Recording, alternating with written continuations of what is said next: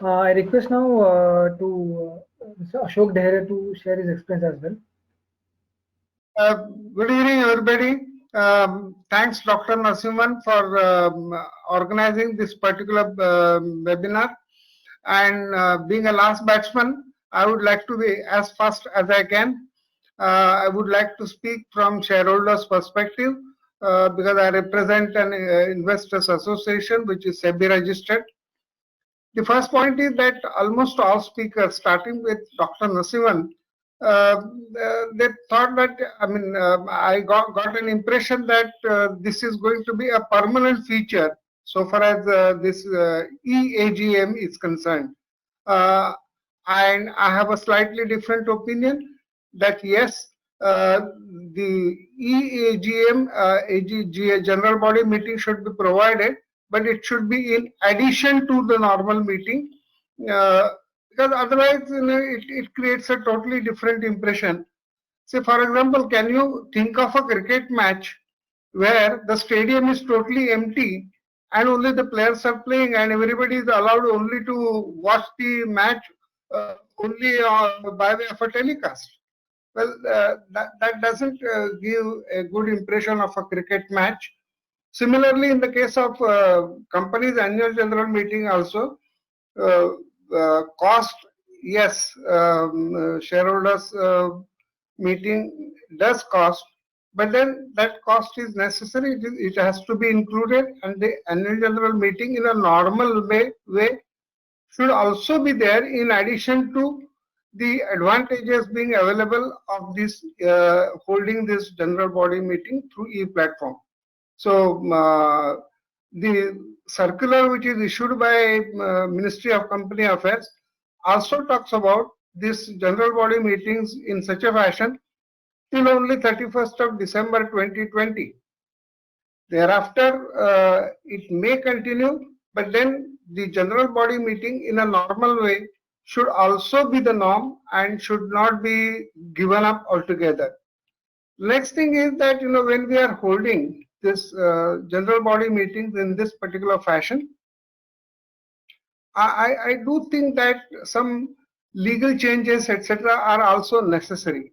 Because everybody, when they are talking about this e-general meeting, everyone is trying to compromise the manual holding of meeting and the e-meeting, and there are lots of conflicts. So in order to give up those things, or straighten up those things, it will be necessary to make some regulatory changes also.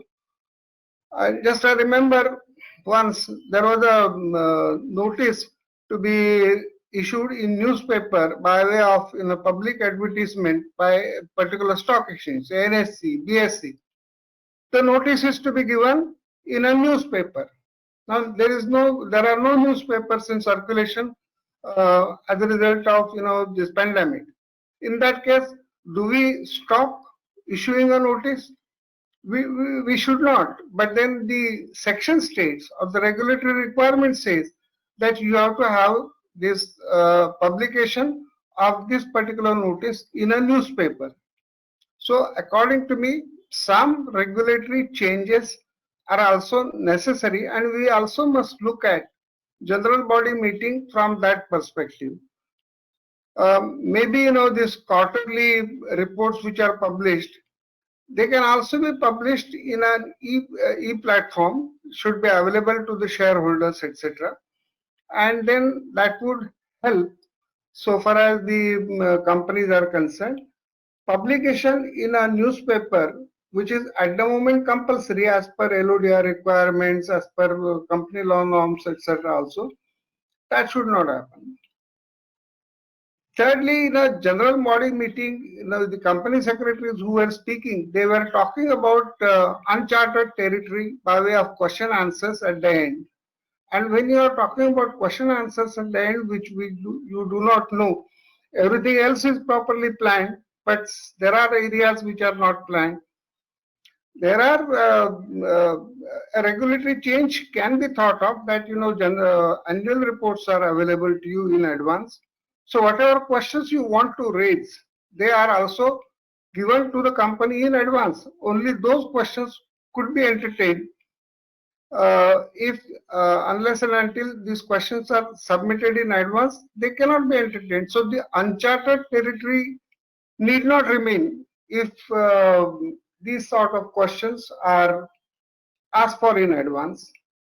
Nowadays, in many meetings, I have seen that question and answer session, questions are asked only by one person, and not that everyone comes and speaks and asks questions to the company management and things like that.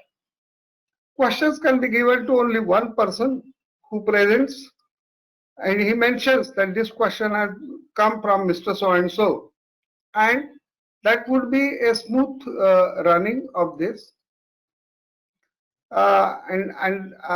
Since the last batsman, I would like to hurry up and say that the annual general meeting is many times mixed up in only compliance of law and the regulatory requirements. Instead of that, there are events where Mr. Ramesh also mentioned that face-to-face meeting has its own advantage.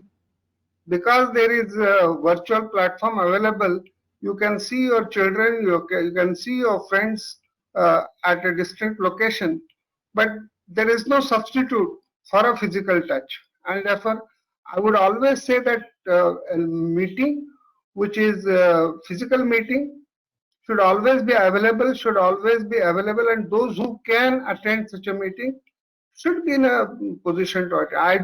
I do recognize the advantages of holding the meetings in this e-platform, because shareholders from different places can join such a meeting, but then that should not be at the cost of altogether discarding the holding of general body meeting in a normal way.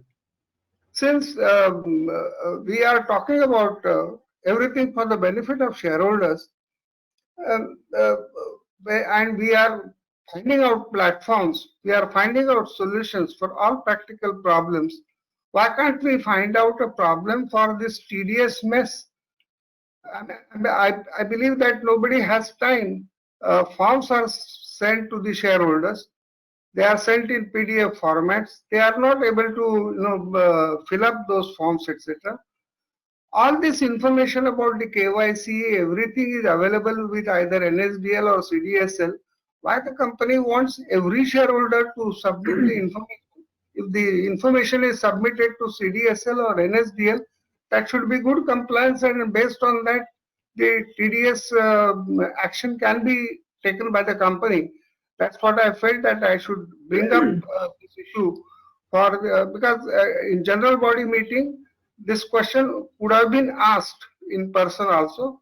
Thank you very much for giving me this opportunity. We should meet again to discuss and sort out these issues, but I think out of box thinking is necessary. Some regulatory changes are also necessary. So some legal changes would also be necessary in order to have a smooth functioning of general body meeting on such platform, which I believe, which I insist should be in addition to the normal way of meeting. Thank you very much, Dr. Nasivan and all others. Thank you very much, sir, for sharing your insight. Now, with that, we'll come to the conclusion of the webinar, and we'll take few questions from the participants. So I'm opening the floor for the questions.